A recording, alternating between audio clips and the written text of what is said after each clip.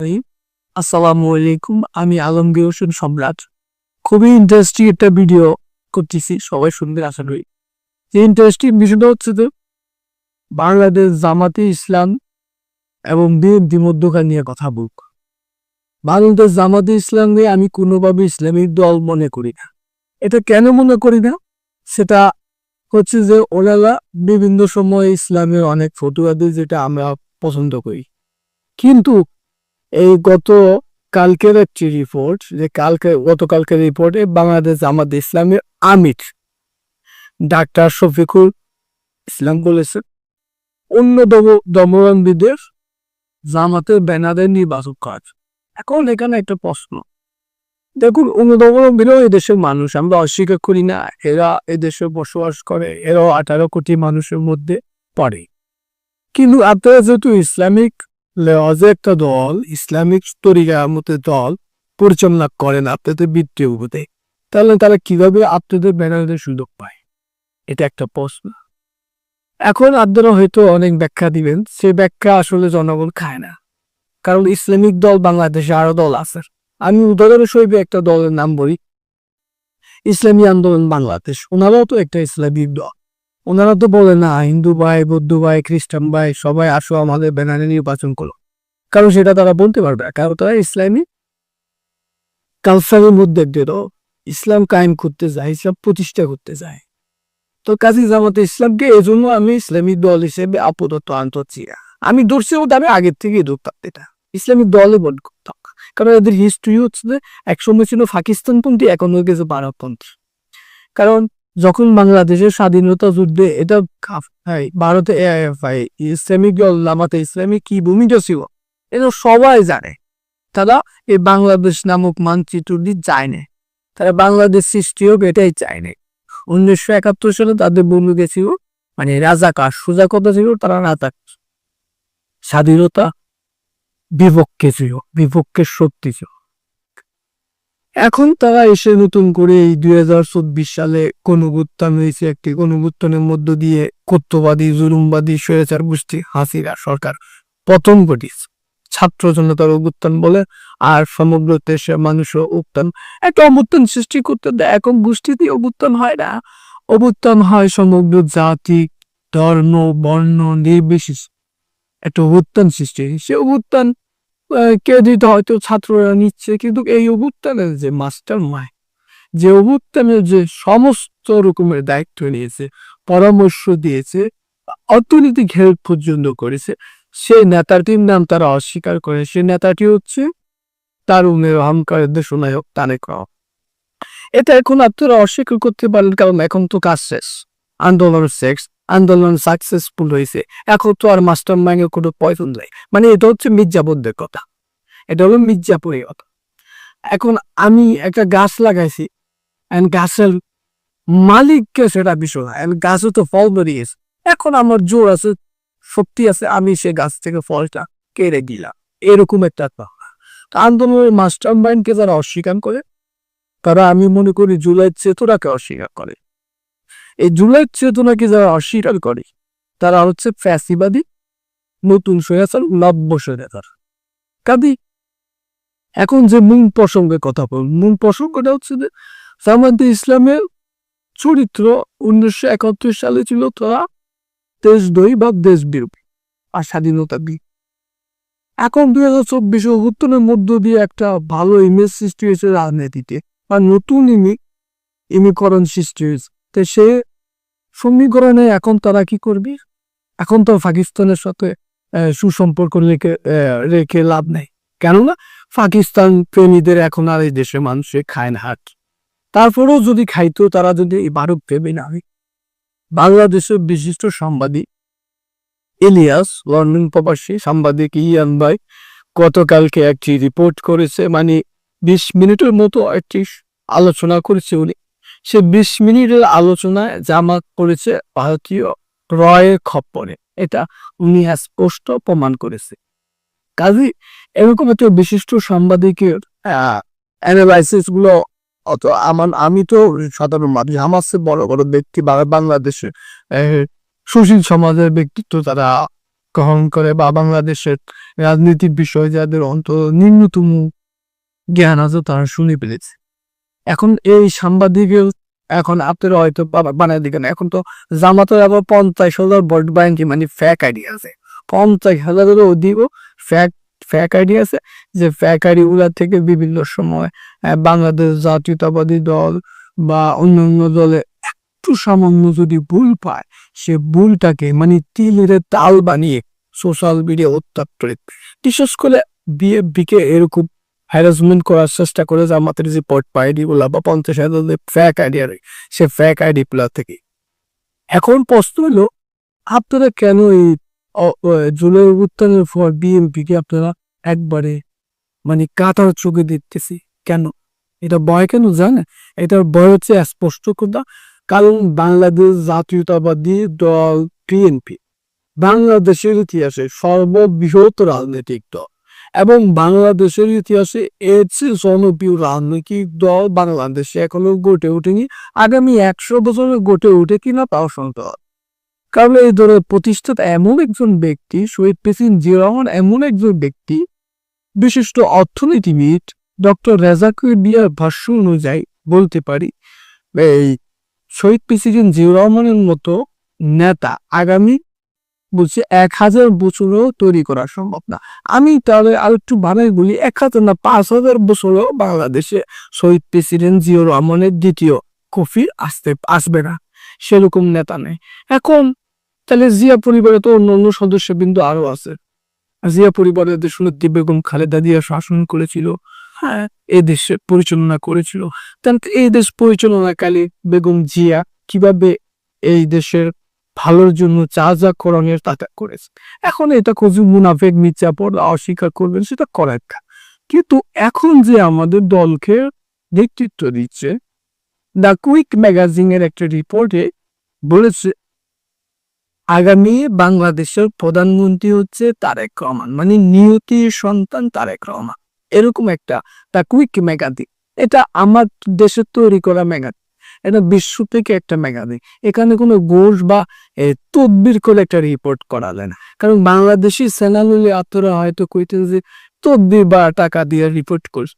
The quick ম্যাগাজিনের একটি ভাষ্য অনুযায়ী নিয়তির সন্তান যে রিপোর্ট, সেই রিপোর্টে ওনারা স্পষ্ট বলেছে এত সময় তারেক রহমানের নেতৃত্বে আগের তুলনায় অনেক বেশি শক্তিশালী সিপিএফ। এত নির্যাতন নিপীড়ন হাসিনা বাহিনী তাণ্ডব বাহিনীরা করেছিল, বিএনপিকে কি ধ্বংস করতে পারবে? বিএনপি এদেশের গণমানুষের দল, আর গণমানুষের রাজনীতি যারা করে তারাই গণমানুষের দল হয়ে উঠে।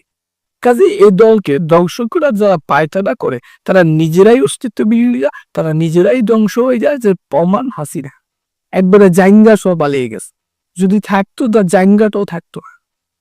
5 আগস্টের দিন যে অভ্যুত্থান হয়েছে, ওই অভ্যুত্থানের সময় যদি হাসিনাকে এই দেশের মানুষ বা ছাত্র জনতা বা যেটাই বলেন ইত্যাদি পাইতো, তার জাইঙ্গা নিয়ে ভারত মামুর বাড়ি দিল্লি যেতে পারতো না।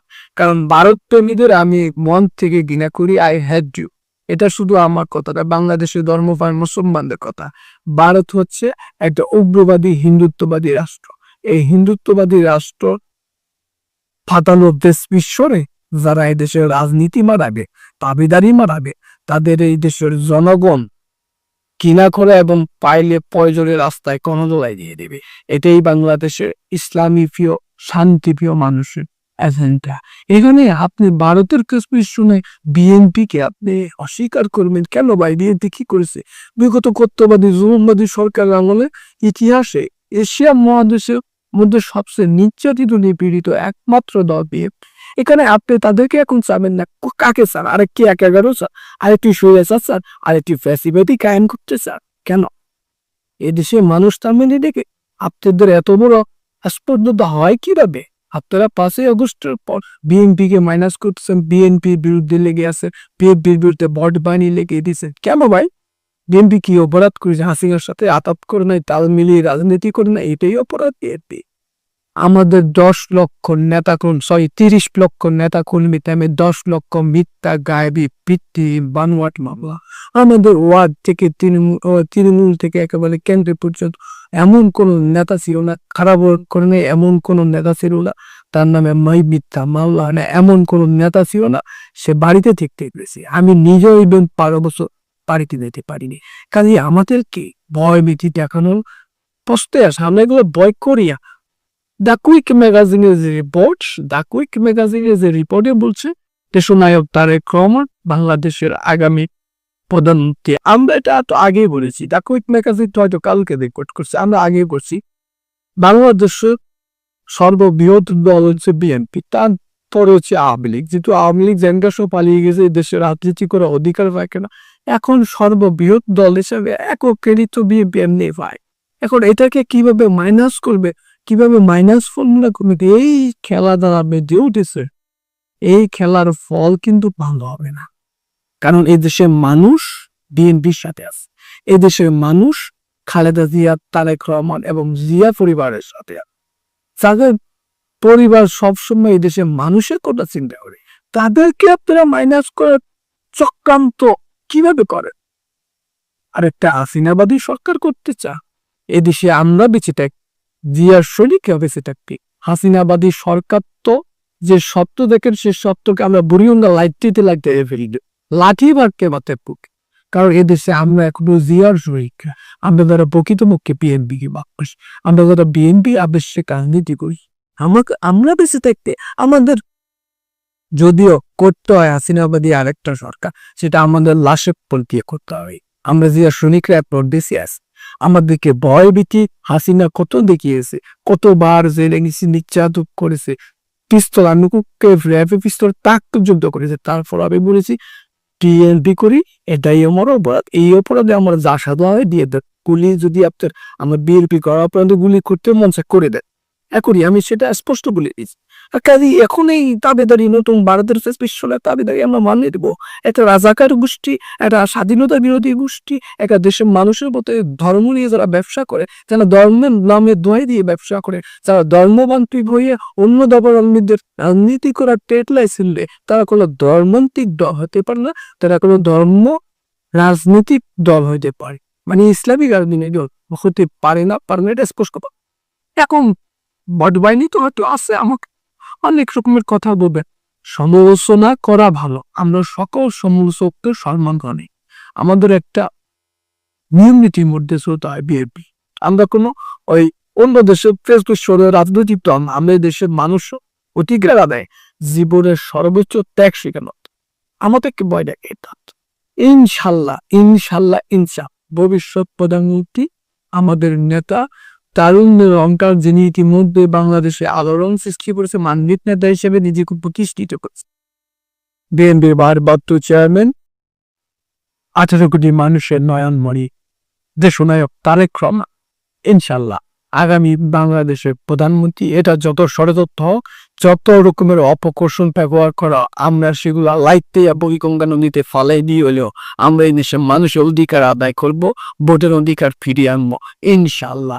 আর এখানে কোনো কম্প্রোমাইজ হবে না। ভোটের অধিকারের ক্ষেত্রে, নির্বাচনের ক্ষেত্রে কোনো রকমের আমরা ছাড় পেব না। কারণ এখানে আমাদের যদি রক্ত দিতে হয়, জেলে যেতে হয়, পুনরায় আবার কারাবরণ করতে আমরা জানো, এখানে কোনো কম্প্রোমাইজ হবে না। কোনো দেশের 33 সনে এদেশ চলবে না, এদেশের কোনো মানুষের কথা চলবে, এদেশের মানুষের অধিকার আদায় আমরা যেরকম আগে রাজপথে ছিলাম আবার থাকবো। আমরা কারো লন্ডিং নিচে থেকে, কারো জাইন্ডার নিচে থেকে রাজনীতি করিনি। বিগত সরকারের আমলে ছাত্র শিবিরের 15 বছর কমিটি দেখান লিস্ট আছে, আপনি দেখেছেন নাই? আপনারা লন্ডিং নিচে আর জাইন্ডার নিচে থেকে ঢাকা বিশ্ববিদ্যালয় থেকে রাজনীতি করেছে। আর আমাদের ছাত্র দল, যুব দল, শ্রমিক দল, স্বেচ্ছাসেবক দল, মৎস্যজীবী দল যে সংকটগুলো আছে, প্রত্যেকটা 15 বছর আগের কমিটিও আমরা দেখে দিব। আমাদের প্রত্যেকটা নেতা কর্মী শহীদ যে আদর্শ নিয়ে পীরের মতো রাজনীতি করেছে এই দেশে মানুষের জন্য, আর আমাদেরকে মাইনাস করবেন? হাস্যকর বিষয়। আমাদেরকে মাইনাস করতে আসেন না, নিজেরাই অস্তিত্ব হারিয়ে যাবে, নিজেদের বিলীন হয়ে যাবে, নিজেরা রাজনৈতিকভাবে দেউরি হয়ে যাবে। কারণ এই দেশে মানুষ বিএনপিকে এতটাই বিশ্বাস করে, এতটাই ভালোবাসে, যা অপরিসীম, যার কোনো বিকল্প নাই। যদি আপনারা আমাদের সাথে এখন চন্দ্রা বা আমাদের বিশুদ্ধকার না করে সুন্দর ঐক্যর বন্ধনে রাজনীতি করে, হয়তো ভবিষ্যৎ আপনাদের জন্য ভালো। আর যদি আমাদের বিরুদ্ধে যাক, আমাদের দেশের মানুষের বিরুদ্ধে যাক, বাইরের দেশের প্রেসক্রিপশনে পরিস্থিতি খুবই ভয়াবহ, এই দেশে থাকাই মুশকিল হবে। সাংবাদিক ইলিয়াস ভাই বলেছেন এদের মরমুক্ত নাগরিকত্ব বাতিল করতে হবে। আমি আরেকটু বাড়ায় বলি, এরা যে সমস্ত লোকগুলা মারা গেছে তাদের নাগরিকত্ব বাতিল, এখন যারা এই এজেন্ডা নিয়ে ভারতের রয়্যাল এজেন্ডা নিয়ে বাঁচত তাদের নাগরিকত্ব বাতিল করে এই দলের নিষেধাজ্ঞা দিয়ে দরকার। এই তো হাসিনা নিষেধাজ্ঞা দিয়ে গেছিলেন নিবন্ধন, এটা একটা রাইটস। কারণ এই তো সংস্কৃতি, একবার ছিল পাকিস্তানি, একবার এখন হলো পাক। এরা দেশের শত্রু, দেশের কত রাজনীতির শত্রু, এত শত্রু এ দেশের আর্থিক ট্রেড লেসেন থাকে না। তাহলে যদি তোর শত্রু এত রাজনীতি হচ্ছে, ভারতের জায়গা, পাকিস্তানের জায়গা, কাজেই আমি সর্বশেষ একটা কথা বলব, যে কথা সে হচ্ছে আমরা ঐক্য বাংলাদেশ চাই, সুন্দর বাংলাদেশ, যে বাংলাদেশ হবে আগামী বাংলাদেশ হবে গণমানুষের বাংলাদেশ। এখানে আমাদের দল যদি ক্ষমতা আসে বা মানুষ ভোট দিয়ে আসবে না, আনতে আমরা সবসময় বিরোধী ছিলাম না, গত 17 বছর আন্দোলন জুলুমের শিকার হয়েছিলাম, হোক গা, অসুবিধা কি। কিন্তু সর্বশেষ যে কথা, ঐক্য হোক, বিএনপি জামাত যে ঐক্য হবে তা বলতেছি। আপনারা এই দেশের রাজনীতি করে শুনতে পাবে কোনো মানুষের যে রাজনীতিগুলো আপনাদেরকে মানুষ অন্তত গ্রহণ করবে, আর মিথ্যা বিষদগার রাজনীতি তো কখনো সফল হতে পারে না। কাজে দেশনায়ক তাহলে গভর্নমেন্টের নেতৃত্বের প্রতি বাংলাদেশের মানুষের যে পূর্ণ আস্থা, আপনারা আস্থা তো রাখবেন না, কারণ বিরোধী দ্বন্দ্ব থাকতে হবে, তারপরও এমন সমালোচনা করবেন না যে সমালোচনার ফলে আপনাদের দলে অস্তিত্ববিহীন হইয়া। আশা করি বুঝতে পারছেন। সকলকে ধন্যবাদ।